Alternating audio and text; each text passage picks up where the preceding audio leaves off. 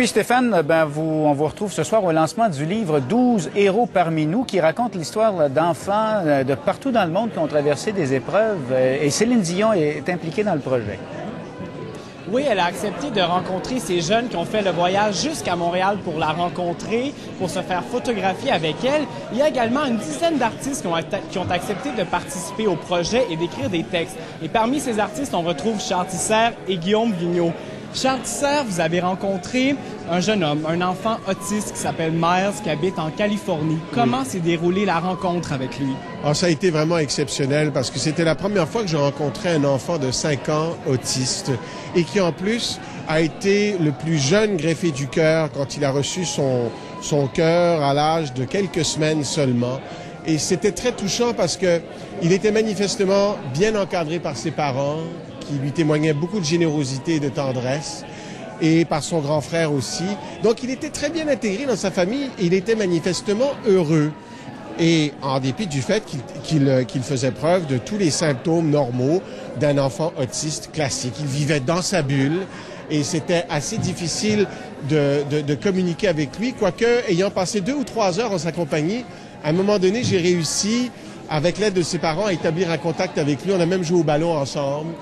Mais ce qu'il aimait surtout faire, c'était de visiter l'hôtel dans lequel nous étions en faisant toujours le même circuit, ce qui le rassurait et en même temps lui permettait de s'informer sur tout ce qui l'entourait. Ça a été une rencontre très, très touchante et ce sont des parents d'une générosité absolue. Il n'y a pas d'autre façon de le définir. Guillaume Vigneault, on peut lire dans ce livre-là que c'est pas évident pour vous nécessairement d'écrire pour les enfants. Vous ne l'aviez jamais fait avant ça. Quelles ont été les difficultés d'écrire justement pour des enfants? Bien, c'est sûr qu'il y a toute la question du vocabulaire, mais on se demande toujours c'est quoi les notions qu'ils peuvent comprendre. Puis des fois, je pense que peut-être qu'on les sous-estime aussi. On se dit, bon, ils pourront pas comprendre ça, mais au contraire, j'ai l'impression, et surtout ces enfants-là, j'ai l'impression qu'ils comprennent beaucoup de choses. Puis ils ont vécu des choses que nous trois ensemble, on vivra pas en 3 vies. Et donc, ça rend l'exercice encore plus difficile. Puis je trouve ça plus important, écrire pour les enfants dans la mesure où c'est plus dangereux. On marche sur des œufs un petit peu, donc j'ai pas nécessairement, comme je lui écrivais dans le texte, dans une petite lettre que j'ai écrite, j'ai dit, j'écris pour les grandes personnes, c'est plus facile, elles sont moins intelligentes. C'est une façon de parler, évidemment, je le crois pas, mais sur un certain sens, c'est pas tout à fait faux. Alors, les droits d'auteur seront versés au CHU de Sainte-Justine et également à UNICEF Canada. Merci beaucoup à vous deux et bravo pour vos textes. Merci beaucoup. Dans les nouvelles culturelles de la journée, on vous parlait hier d'Avril Lavigne. En fait, l'opposition islamique réclamait que son spectacle soit annulé. Eh bien là, c'est chose faite. Le gouvernement annonce que le spectacle n'aura pas lieu. La date qui était prévue, c'était le 29 août, 2 jours avant le jour de l'indépendance de la Malaisie. Et là, le gouvernement jugeait que le moment était bien mal choisi pour accueillir la chanteuse canadienne. Voici maintenant les autres nouvelles culturelles de la journée. Granby va célébrer le 40e anniversaire de son festival de la chanson avec une programmation impressionnante. Beaucoup d'artistes qui ont pris part à l'événement au fil des décennies, dont Marie-Denise Pelletier et Luc de la Rochelière, seront réunis sur scène lors d'une soirée retrouvailles le 19 septembre. Francis Cabrel a accepté de parrainer un nouveau volet du festival pour favoriser les échanges entre les professionnels de l'industrie. La nouvelle saison de l'Espace Go s'amorce avec le retour sur les planches d'André Lachapelle dans « Oh les beaux jours » de Samuel Beckett, mise en scène par André Brassard. Au printemps, Alice Ronfart va diriger 9 acteurs dans une création d'Evelyne de la Chenelière, Les Pieds des Anges. Plus de 300 films provenant d'une 60aine de pays seront projetés lors du prestigieux Festival international des films de Toronto en septembre. On pourra y voir Mesrine, l'ennemi public numéro 1, avec Vincent Cassel dans le rôle du bandit français. Brad Pitt et George Clooney font partie des 500 vedettes qui ont confirmé leur présence. L'été, c'est un bon moment pour lire et avec l'été qu'on a eu pas mal de temps aussi pour lire en dedans. Et l'heure est donc au bilan des lectures d'été. Et oui, nous avons demandé à des artistes québécois de nous parler de leur coup de cœur de l'été et certains se sont tournés vers des histoires américaines durant leurs vacances.